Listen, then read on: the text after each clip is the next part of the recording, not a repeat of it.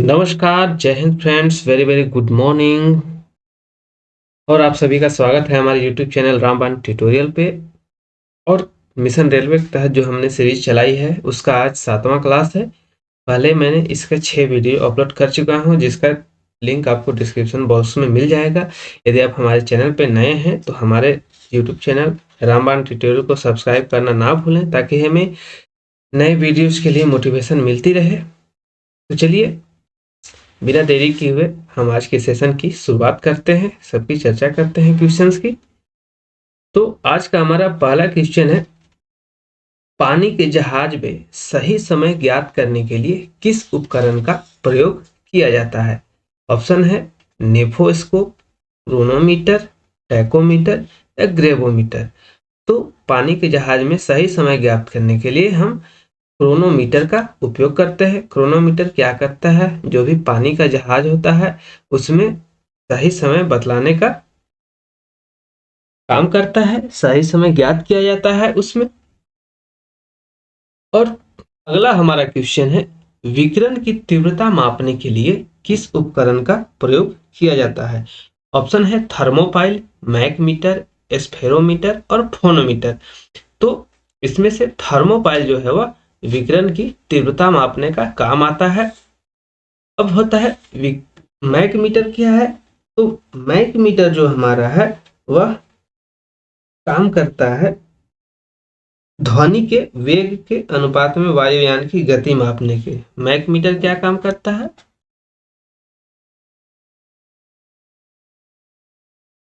ध्वनि के वेग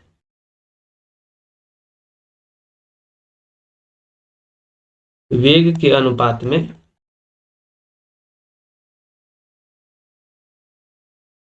वायुयान की गति मापने का काम करता है।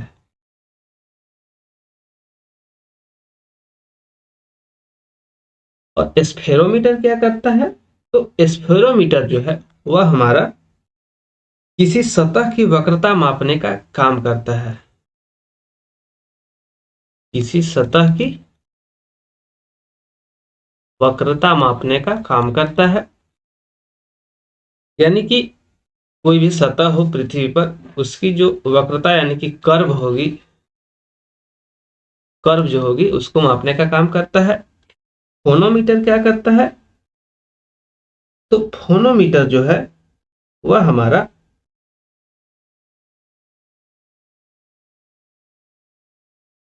ध्वनि की तीव्रता मापने का काम करता है। क्या करता है? ध्वनि की तीव्रता मापने का काम करता है। अगला क्वेश्चन हमारा है, चाल कौन सी राशि है? चाल जो है वह हमारा कौन सी राशि है? ऑप्शन है अदिश, सदिश, दोनों या कोई नहीं। तो इसमें से चाल है अदिश राशि। अदिश राशि क्या होती है? तो अदिश राशि वैसी राशियां जो होती हैं जिनमें केवल परिमाण होता है, केवल परिमाण होता है, दिशा नहीं होती है। वे वे राशियां जिनमें केवल परिमाण होता है वे अदिश राशियां कहलाती है। और चाल क्या है? चाल हमारा अदिश राशि है। सदिश राशियां क्या होती है? तो सदिश राशियां जो है वह जिसमें परिमाण और दिशा दोनों मौजूद होते हैं, वे सदिश राशियां कहलाती हैं। सदिश राशियां कौन कौन है? तो सदिश राशियां वेग है, विस्थापन है, बल है, त्वरण है, ये सब सदिश राशियां हैं। अदिश राशियां में क्या क्या आती हैं? तो अदिश राशि में चाल, द्रव्यमान, आयतन,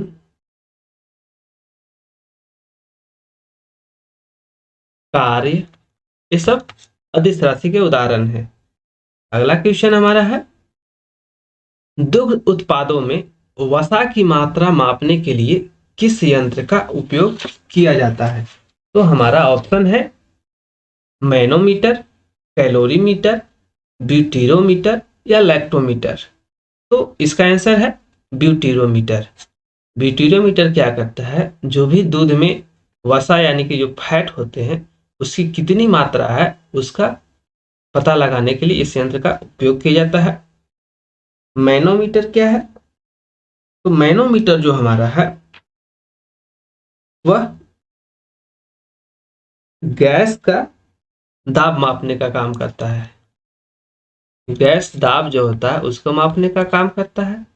कैलोरीमीटर क्या होता है, तो कैलोरीमीटर जो है हमारा ऊष्मा की मात्रा मापने का काम आता है।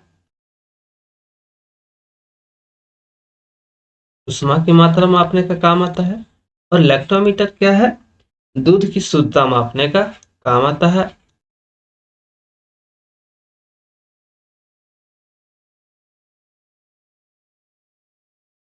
अगला हमारा क्वेश्चन है, त्वरण ज्ञात करने का सूत्र क्या होता है।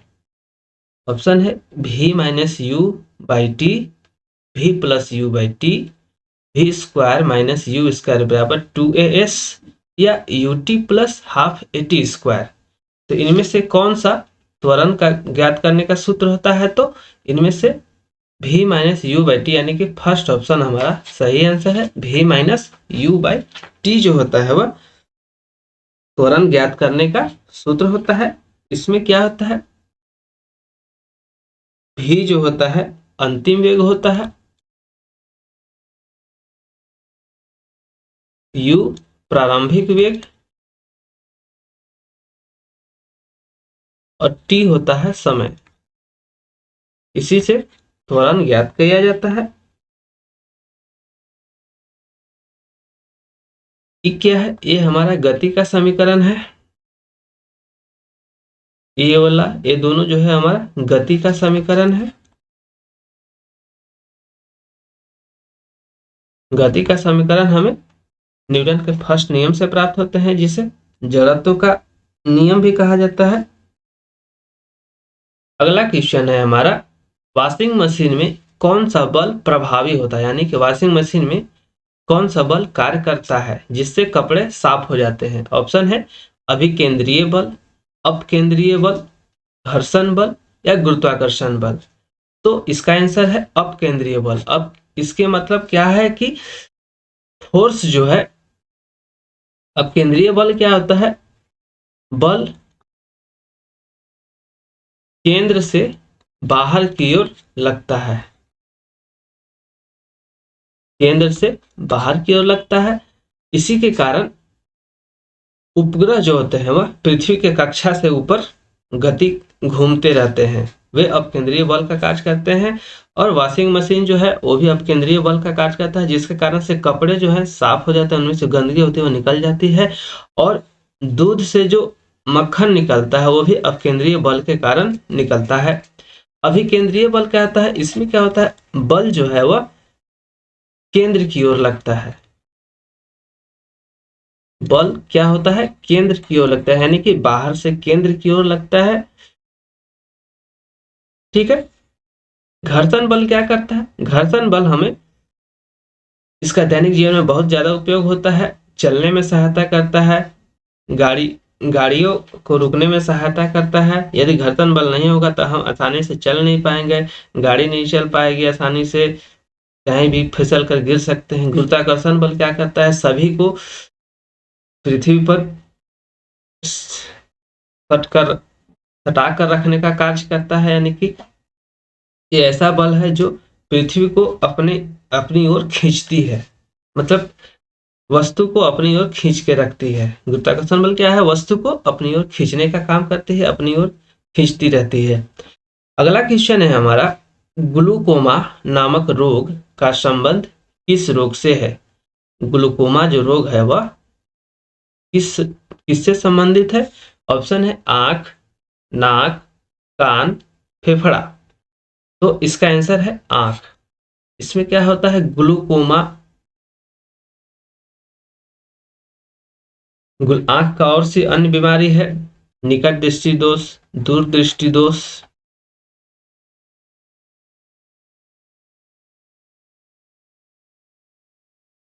ग्लूकोमा, ट्रैकोमा, ये सब आंख की बीमारी आंख की बीमारियां हैं। निकट दृष्टि दोष में क्या होता है, निकट दृष्टि दोष में कि आदमी नजदीक का अच्छा देख सकता है लेकिन दूर का स्पष्ट नहीं दिखता है, जबकि दूर दृष्टि में क्या होता है, दूर का अच्छा दिखता है और नजदीक का नहीं दिखता है।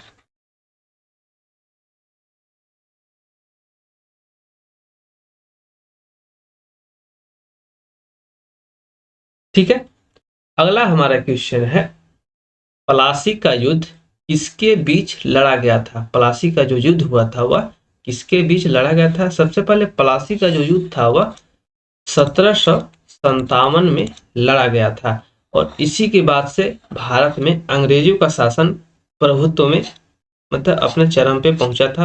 अब पूरी तरह से सत्ता मतलब अपना शासन स्थापित कर चुके थे अंग्रेज इसी के युद्ध के उपरांत। इसी के बाद मुगल शासक जो थे वे पूरी तरह से बिखर चुके थे, पूरी तरह से मतलब कमजोर हो चुके थे और उनके मध्यस्थता में अंग्रेज लोग आ गए थे इसी युद्ध के पश्चात। तो ऑप्शन है मीर जाफर और लॉर्ड कैनिंग, सिराजुद्दौला और रॉबर्ट क्लाइव, लॉर्ड डलहौजी और मीर मद्दान, लॉर्ड माउंटबेटन और मीर जाफर। तो इसमें से इसका सही आंसर है सिराजुद्दौला और रॉबर्ट क्लाइव के बीच 1757 में प्लासी की लड़ाई लड़ी गई थी।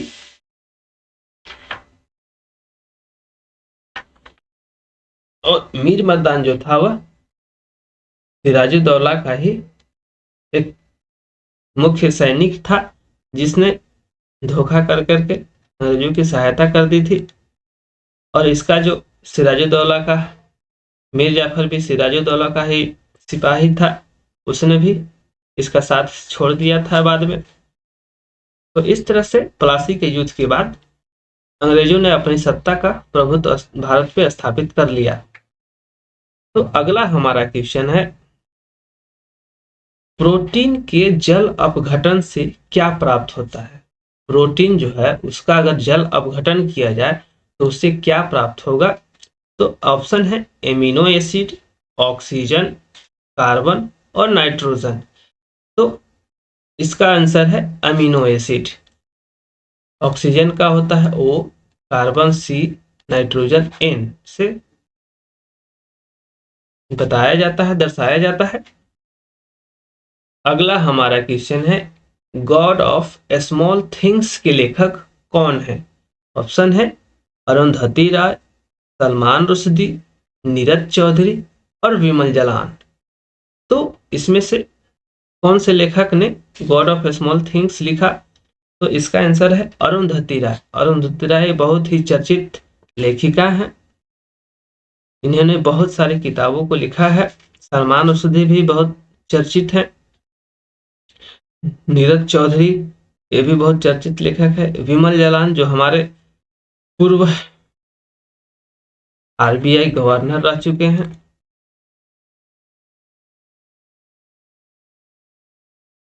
ये हमारे पूर्व आरबीआई गवर्नर रह चुके हैं विमल जालान जी।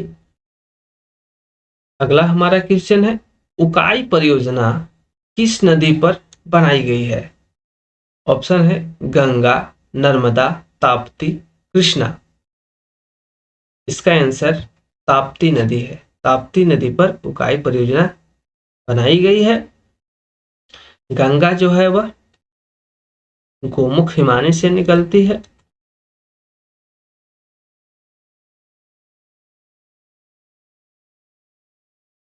ताप्ती जो है वह सतपुड़ा रेंज से निकलती है, विंध्य श्रेणी सतपुड़ा रेंज जो है वहां से निकलती है। कृष्णा नदी साउथ की नदी है। गंगा, नर्मदा, ताप्ती। अगला हमारा क्वेश्चन है, दल बदल निरोधक कानून किस वर्ष लागू हुआ था? ऑप्शन है 1986, 1985, 1957 और 1988। तो दल बदल कानून किस लिए लाया गया था? कि होता क्या था इससे पहले कि अगर कोई पार्टी के साथ मिल करके कोई चुनाव जीतता है और होता क्या था कि कुछ लोग को अगर मन नहीं है उस पार्टी में रहने का, तो वे अपने सदस्यों को, अपनी पार्टी को छोड़ करके दूसरी जो सरकार बनाने जा रही है पार्टी है उसमें जाकर के मिल जाती है। इसी चीज को रोकने के लिए राजीव गांधी ने 1985 में संविधान संशोधन, जो 52वां संविधान संशोधन था,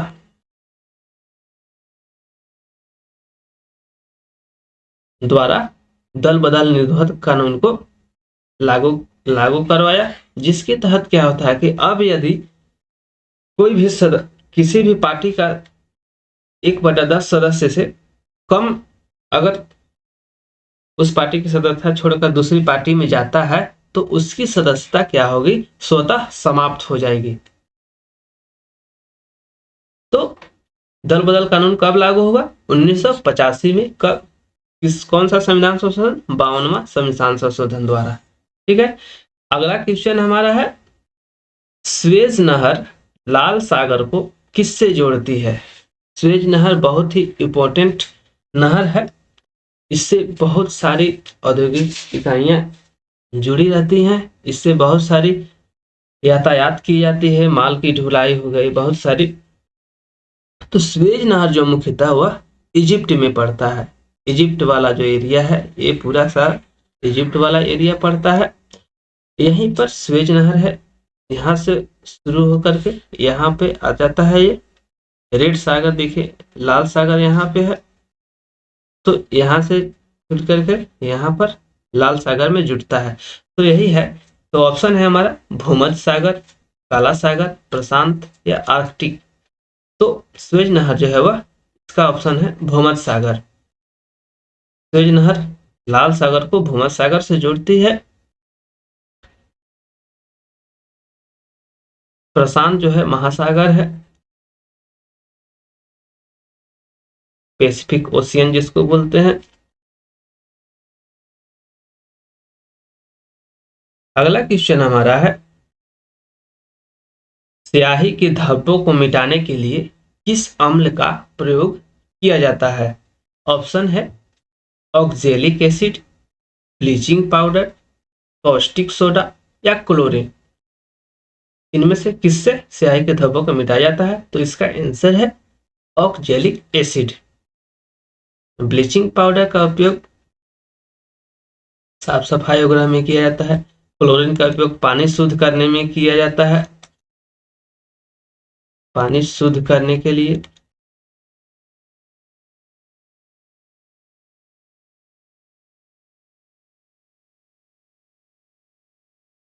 तो अगला हमारा क्वेश्चन है, नुआखाई महोत्सव, जब ये नुआखाई महोत्सव किस राज्य का प्रमुख महोत्सव है। तो ऑप्शन है असम, उड़ीसा, आंध्र प्रदेश, कर्नाटक। एक क्वेश्चन लेटेस्ट जो 2021 में एनटीपीसी हुआ था में पूछा जा चुका है। तो नुआखाई जो महोत्सव है वह हमारा उड़ीसा का प्रमुख महोत्सव है।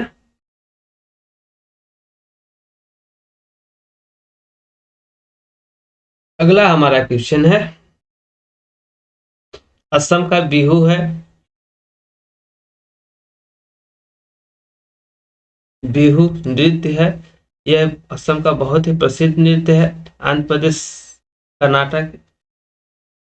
उसके बाद अगला हमारा क्वेश्चन है, अकबर ने अपने आप को हरम दल से कब मुक्त किया।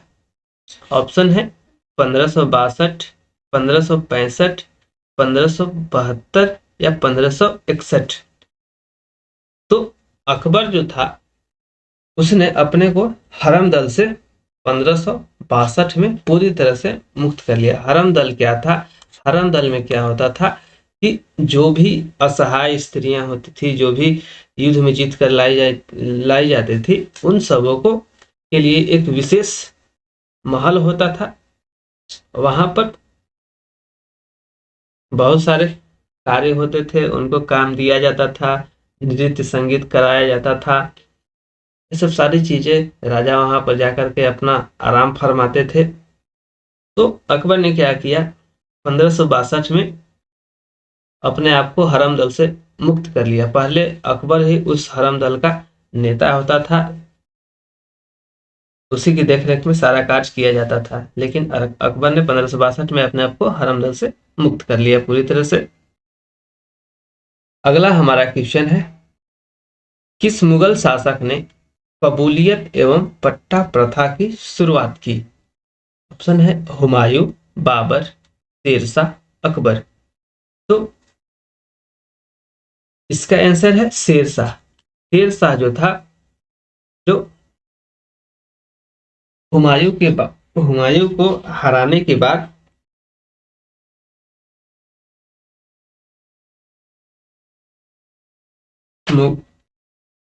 गद्दी पर बैठा था। हुमायूं को उसने कई सारे युद्धों में हराया, देवरा, चौसा, बिलग्राम, सरहिंद। 40 में 15 शेरशाह का जो शासन काल था वह 1540 से 1545 तक रहा। उसके बाद फिर से हुमायूं ने इसको जीत लिया। शेरशाह जो था, बिलग्राम युद्ध जो 1540 में हुआ था, उसके बाद वह दिल्ली की गद्दी पर बैठा। बिलग्राम युद्ध के बाद दिल्ली की गद्दी पर बैठा।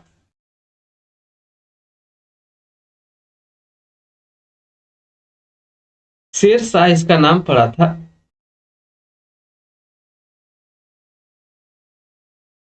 यह सूर साम्राज्य का संस्थापक अफगान वंशीय शेरशाह सूरी था। शेरशाह का जन्म जन्म कब हुआ था? इसका जन्म जो था वह 1486 में हुआ था।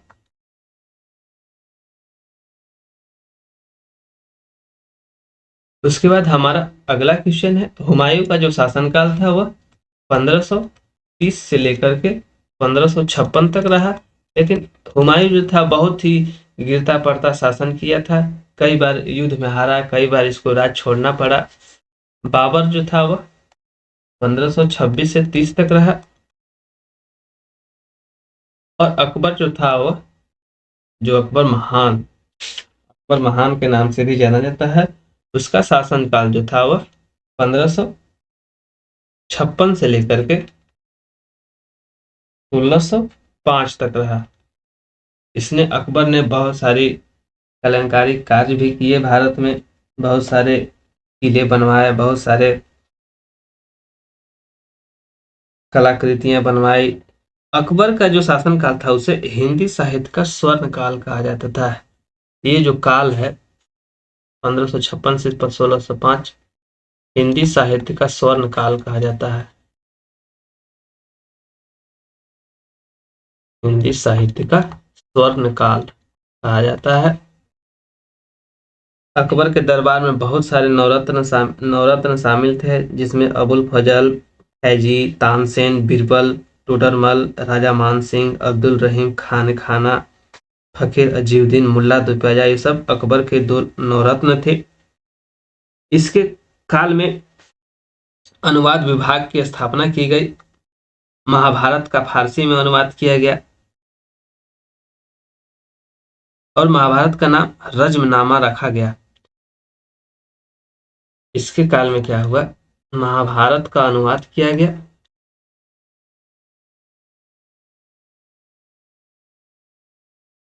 फारसी में किया गया, और नाम रखा गया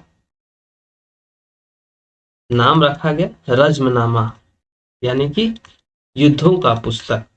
रज्मनामा का अर्थ होता है युद्धों का पुस्तक। इसके काल में बहुत सारे लोगों ने कई किताबों का फारसी भाषा में अनुवाद किया। बीरबल था, अकबर का मंत्री था, बहुत ही चतुर, बहुत ही चालाक मंत्री था। अकबर ने पानीपत की दूसरी लड़ाई लड़ी 1556 में। पानीपत की दूसरी लड़ाई हुई।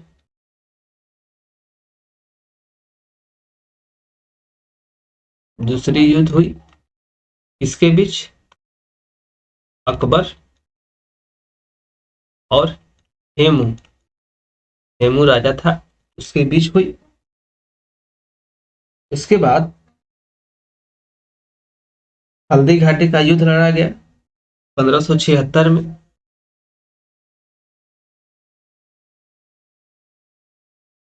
हल्दी घाटी 1576 में लड़ा गया, जिसमें अकबर और महाराणा प्रताप जो थे उनके बीच लड़ा गया युद्ध, जिसकी मुगल सेना का नेतृत्व जो था वह मानसिंह कर रहा था। यही महाराणा प्रताप जो थे वे घास फूस की रोटी खाकर जंगलों में समय बिताए थे, लेकिन अकबर के सामने कभी हार नहीं मानी। अगला हमारा क्वेश्चन है, जेरोप्थैल्मिया नामक रोग किस विटामिन की कमी से होता है? ऑप्शन है vitamin A, vitamin B, vitamin C या विटामिन डी। तो इसका आंसर है विटामिन ए। जेरोप्थेल्मिया रोग जो होता है वह विटामिन ए की कमी से होता है।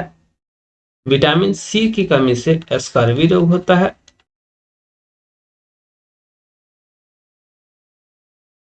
विटामिन डी की कमी से हड्डी संबंधित रोग होता है।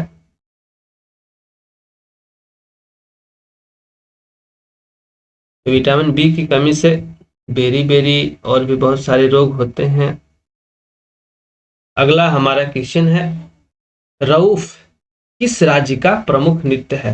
एक 2-3 एग्जाम में, रेलवे के एग्जाम में पूछा जा चुका है। अभी फिलहाल जो एनटीपीसी सेकेंड स्टेज हुआ था उसमें भी पूछा था। सेकेंड में, फर्स्ट में, एलपी में भी पूछा था, टेक्नीशियन में भी, एलपी टेक्नीशियन जो था उसमें भी पूछा था। तो ऑप्शन है हमारा जम्मू कश्मीर, हिमाचल, उत्तराखंड, सिक्किम। इसमें से रऊफ जो है वह जम्मू कश्मीर का प्रसिद्ध नृत्य है। इसमें बहुत सारे पोशाक पहन पहन करके पुरुषों द्वारा नृत्य किया जाता है। बहुत ही मनमोहक दृश्य होता है रऊफ का। आज का अगला हमारा क्वेश्चन है, अराकू वैली किस राज्य में स्थित है? ऑप्शन है आंध्र प्रदेश, तेलंगाना, उड़ीसा, कर्नाटक। तो अराकू वैली जो है वह हमारा आंध्र प्रदेश में स्थित है, यानी कि इसका सही आंसर होगा आंध्र प्रदेश। और इसी के साथ आज के सेशन की समाप्त करते हैं। तब तक के लिए जय हिंद, जय भारत। आशा करता हूँ ये सेशन आप लोग को बेहद पसंद आएगी। सेशन पसंद आए तो यदि कुछ कमी लगती हो तो कमेंट बॉक्स में अपनी राय दें, और सेशन पसंद आए तो चैनल को सब्सक्राइब करें, शेयर करें, ताकि हमें और भी नए नए वीडियोस के लिए मोटिवेशन मिलती रहे।